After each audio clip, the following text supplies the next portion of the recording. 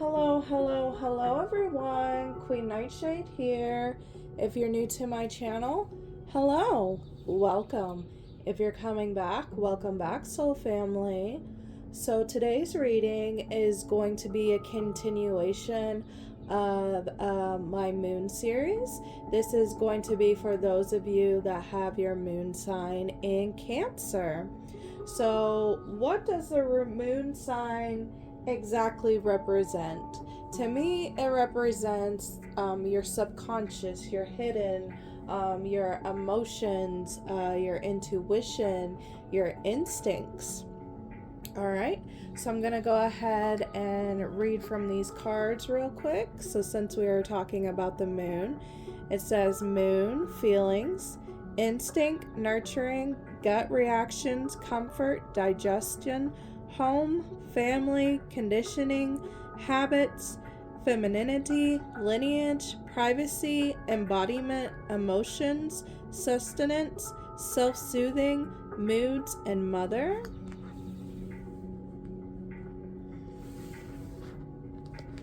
And then we got Cancer. It says the doula, feeling, sympathetic, comforting, nostalgic, protective, intuitive, birthing, tender, nocturnal, caring, moody, receptive, lunar, sentimental, introvert, defensive, and family oriented. And I forgot to mention in the beginning that if you do not know what your moon sign is, that's okay. I'm going to link a birth chart calculator in the description below that will be able to tell you what it is. All you need to know is the place that you was born and what time you was born. If you don't know exactly what time, that's okay. Just put in 12 a.m. Now, when you look at your birth chart, you are going to come up with what zodiac sign that it's in, but you're also going to come up with a number that is beside it. So I'm gonna just go over them real briefly so you have kind of an idea of what each sign, what each house represents. So we got the first house, which represents the self. It says physical body, outlook, self-image, life, philosophy, consciousness, opinions, awakening, self-awareness, arrival, expression, gateway, and entry point. Then we got the second house, which represents assets, and it says maternal world, possessions, finance, talent, values, solidity, worthiness, wardrobe, luxuries, credit score, security, and aesthetics. Then the third house, which represents perception, and it says speech, thoughts, social media, excursions, dating, siblings, research, street life, circulation, discussions, surroundings, and sociability. The fourth house, which represents the roots, and it says family, home, background, comfort, cooking, inner world, real estate, shelter, self-care, rejuvenation, habits, and shell. Fifth house, which represents your passion, performance, entertainment, creativity, costumes, play, love affairs, joy, pleasure, parties, children, humor, romance, and disco ball. Sixth house, which represents craft, and it says work, details, health, well-being, diet, service, daily rituals, contribution, organization, purification, skills, apprenticeship, and methods. Then we got the seventh house, which relates to relating, and it says partners, companionship, best friends, marriage, relationships, opposition, equilibrium, sharing, communion, justice, balance, and social awareness. And then we got 8th house with intimacy. And it says investments, intensity, contracts, sex, erotic capital, secrets, mysteries, obsessions, inheritance, kundalini energy, stalking, and the underworld. The 9th house, which is seeking.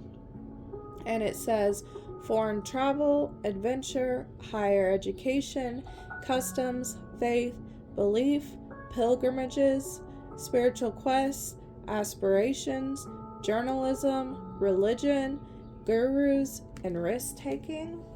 The 10th house, which represents your reputation, career, responsibilities, achievements, competence, fame, notoriety, standing, authority figures, legacy, purpose, pinnacle, and the patriarchy empire. The 11th house, which represents the edge, and it says friendships, group, creativity, community, humanity, hope, tribe, festivals, discovered, common goals, startups, rebellion, experimentation, and the future. And then we got the 12th house, which represents surrender, and it says subconscious mind, compassion, dreams, karma, forgiveness, baggage, trance states, the unseen, healing, spiritual development, guilt, prayer, and the Akashic records. All right, so let's go ahead and hop into your guys' reading. And the question that I asked was, what is your natural born gifts having your moon sign in Cancer? And you guys got life restored, priestess of the phoenix, soul retrieval, deep soul healing with the goddess,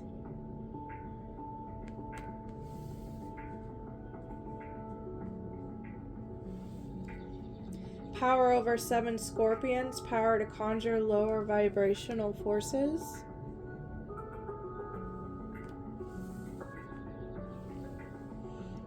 I'll bring this up just a tad bit, and pyramid of light, step your vibration deeper into love.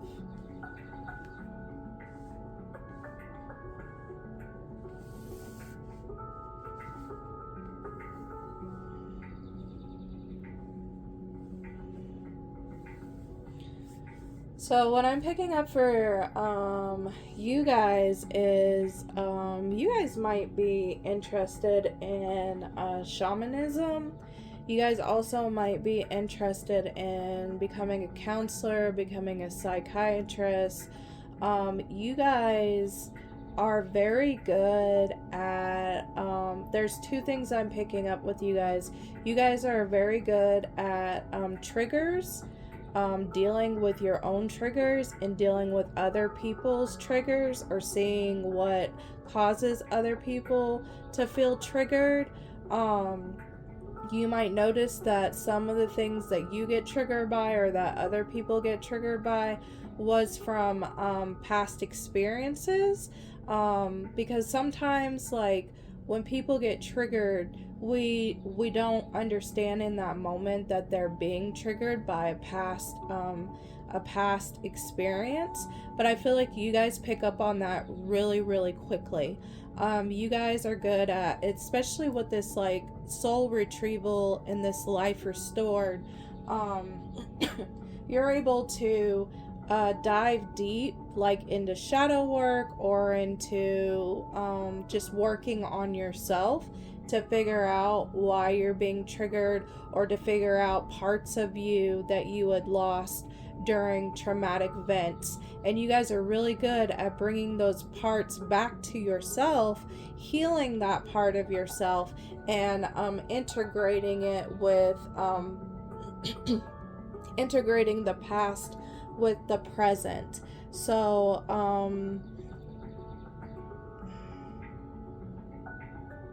you guys, with the power over 7 Scorpios, you guys are really good. That's like naming the demons, naming the root of the problem. This card talks about like really sitting with yourself and calling out the poison that is affecting you. Poison from hatred, poison from guilt, you know what I mean, like those lower emotions that we do not like feeling. Like, you guys are really good at pointing out and naming it, and the reason why you're pointing out and naming it is because when you can name it, you take your power back. You guys are really good at helping other people call back their power, but you're also good at calling back your power yourself. And I feel like the reason why you guys are good at this is because you've had to do it within this lifetime. As I said before, the best teachers, like the best healers, the best teachers are those that have experienced it. So you guys at one point in time might have lost your power, might have lost a part of yourself in a traumatic event, and you have learned how to bring that back to you. You have learned how to love yourself unconditionally, because when we're doing this type of work, you really do have to love yourself unconditionally, so you do not spiral down like the shame and the guilt. So you do not like go that way where you're just doing nothing but shaming, or you're feeling guilty, and that's just like an endless spiral. No, you guys like actually look at it, you name the poison, you tell yourself that, you know, you're in this vibration of unconditional love that you have for yourself, and that's the reason why you guys can integrate it.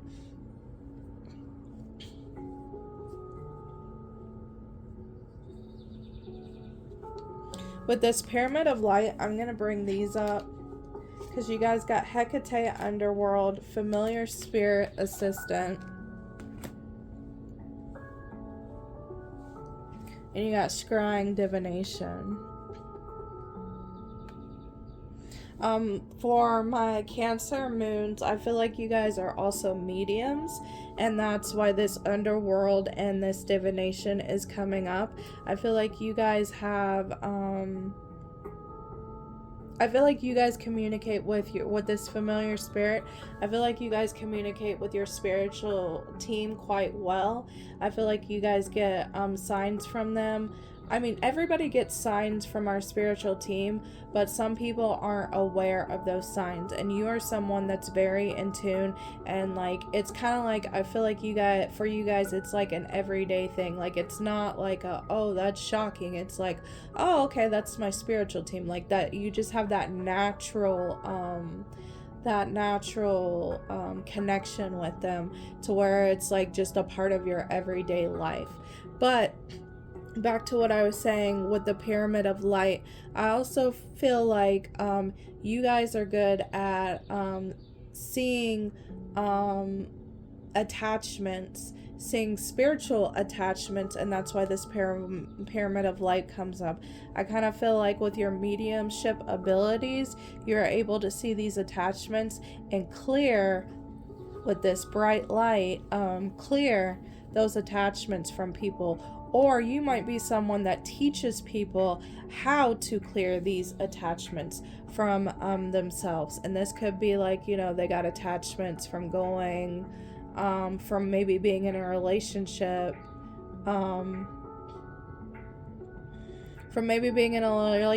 this could be attachment to that other person's energy. This could also be like, you know, a person moves into a new home, and there's a spiritual attachment. I mean, it's really there are many different ways that you can get spiritual attachments. You can go to other people's homes that are really like haunted houses, haunted places, people that are in depression or are angry all the time. You can easily get an attachment from that. But back to Hecate Underworld, that's what I'm talking about, like with that scorpion and the poison. You're like, you dive deep, and you're not afraid to dive deep. You're not afraid to dive deep into the darkness, because you are a person that knows that diving down into the darkness can bring you into the light. Like, not all things on the light side, you can't just work in all light, and you can't just work in all dark. So, like, I feel like you're very balanced in that way, and you're not afraid to go into the dark, to go into the underworld, to speak as a medium to the dead or to your spiritual team, to figure out information that is needed. Now, 1 second, let me take a sip of my matcha.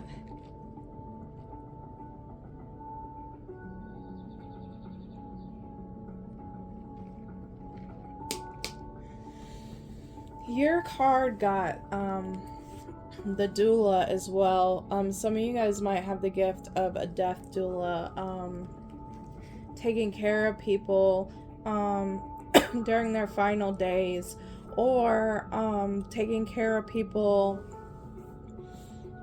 maybe like a month before their passing, and like you work with them through naming their poisons and things of that nature, so when they pass, they're at peace with it.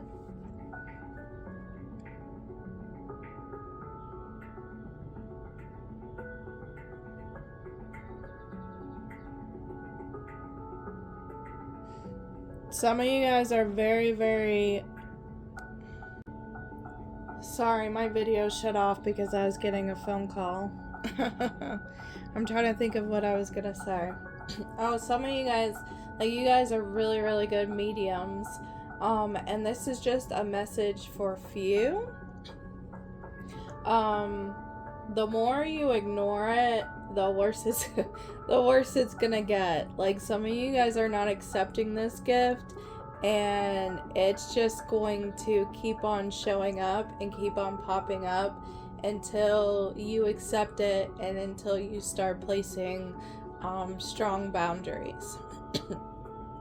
And I'm being called to give you guys like a little short story because I was the same way. I wanted to ignore it until one time I was living in Kentucky, and I had this old, like, this bed had been passed down, I believe, from like my grandma, from her mom down to her, and I think it had been in our line for a while. I'm not for sure. But I remember when I turned 16, a lot of things heightened for me. And this one experience was my bed would shake at nighttime. And it did it every night for 3 nights. And I remember like trying to talk myself out of it, like just saying like I'm just dreaming it, or it's not happening. I got to a point where I was really, really afraid of it, and I wasn't sleeping at night, so like I was going on like no sleep until like the final night when it happened. I was just so tired and I was just so sick of it. And like I just literally sat up and I just cussed them the heck out. I was like, it's 3 o'clock in the effing morning and I'm trying to get some sleep. Like that's how it was. And it finally stopped. But that was like the point where, that was like that time and moment where I realized, hey Alicia, like, you need to like accept this gift. Because like once I accepted it, like things like that didn't happen anymore because I put boundaries in. So that's like a message for someone that is watching this. Accept your gift, place strong boundaries. If you're not getting sleep at night because, something is bothering you or something is trying to like, get your attention, to talk to you, you need to place boundaries unless it's something else. But if it's just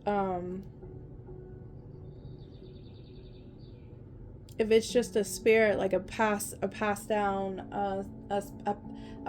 person that wants to like relay messages and things like that, or tell you messages, then you need to place hard boundaries and say, not at this time.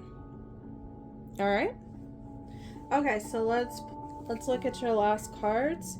You guys got best possible decision.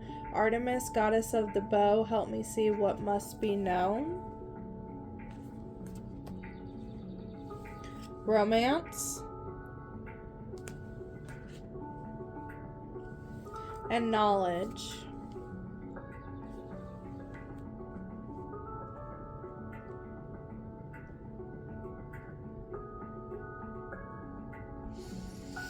I feel like when you guys make a decision on anything, or when people come and ask you for some advice, I do feel like you guys give the best advice. I do feel like you guys give the best knowledge. And I feel like it's because of this romance. It's because it's coming from a pure place. It's coming from a place of love, a place of where, I'm sorry, let me take another sip.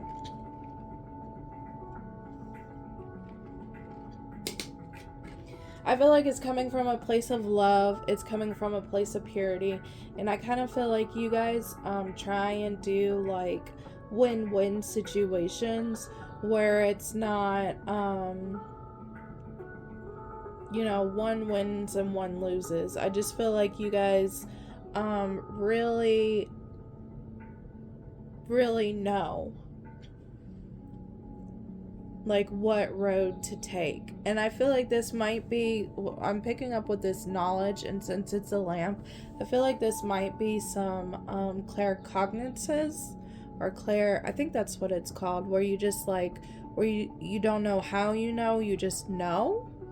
And I feel like some of you guys have given information that way.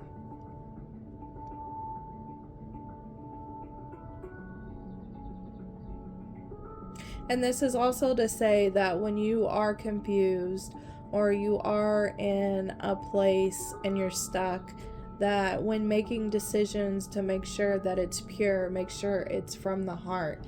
Because when you don't do that, you find yourself on the wrong road and things just get worse.